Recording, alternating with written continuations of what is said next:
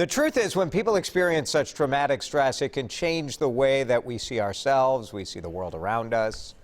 So we need some help. We need a little guidance here. We do. So we've asked licensed marriage and family therapist, Dr. Shonda Kraft, to give us some ideas here. Dr. Kraft, first of all, thanks so much for joining us this morning. Thank you. Good morning. Yeah.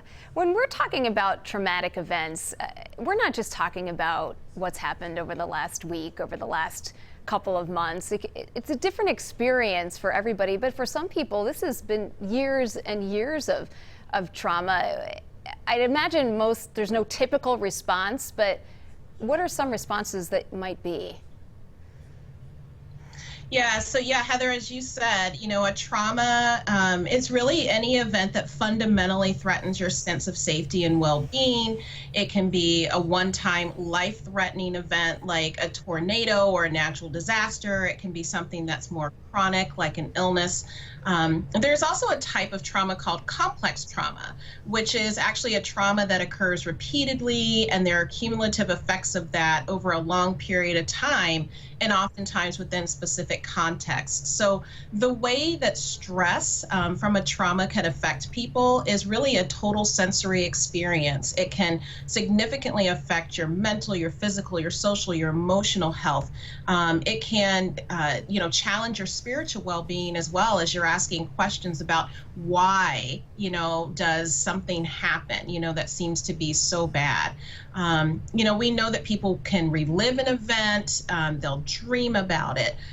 They may also just kind of go numb and not want to think about it because it feels too heavy for them. We can see depression, we can see anxiety. It just really depends on how the severity of the event really depends on how long those lasting stress effects will also be around for people. Boy, you mentioning some of that brings to mind an interview that our Christian Cordero did with a man down by the memorial earlier this week, where he was talking about his daughter having nightmares that he was being attacked by police, and that sort of response, how that stress response manifests itself. How do you cope with it? How do you work through some of this stuff?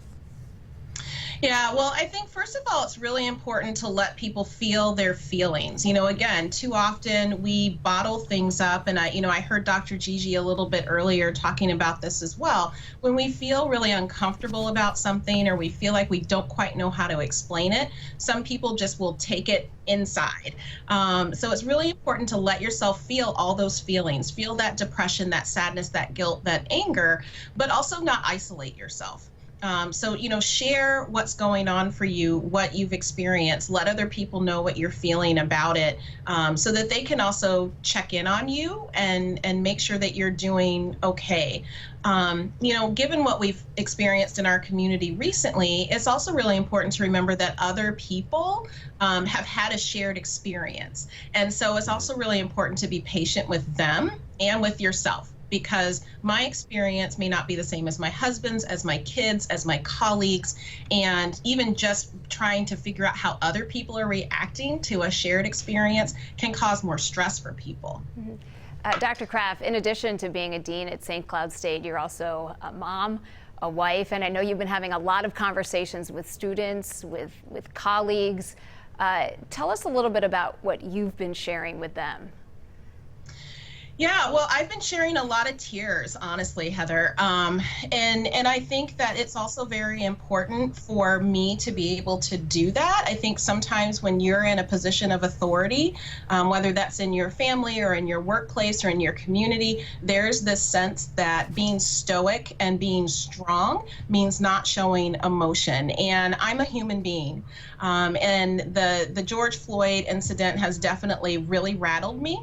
Maybe more so than anything else I've ever experienced in my life. And it's really important for me to share that with my kids and my colleagues, to let them know, hey, I'm angry too. And even though I understand trauma and stress and I know how to cope with it, sometimes you don't know what you're going to do until you're actually in the situation. So, for me, it's been really important for me to talk about what's happening in this moment, but also what I want to see in the future. And That's another really important part about coping with trauma and the stress of trauma. You know, we have to reflect on what's important to us. And it's important for us to think about how we want our life to look going forward and to give ourselves the permission to think about the future. Even though it may be scary and uncertain, I don't know what's going to happen tomorrow. There are some things that feel like they're fairly certain. You know, there's some change that's going to need to happen, and that may take a while. But I'm also trying to be really, very thankful for what I have right now in my life. It's okay to sit with that too. Like, we don't need to tie everything up with a bow. We're not going to cope with it in one conversation. You know, this takes a while. Absolutely. Yeah. Yes. Dr. Shonda Kraft, thank you so much you. as always. We appreciate it. And we're thinking of you. Yeah. Let those tears out. We've all been doing it. We've been doing it too. Yeah. Thank you. Thank you.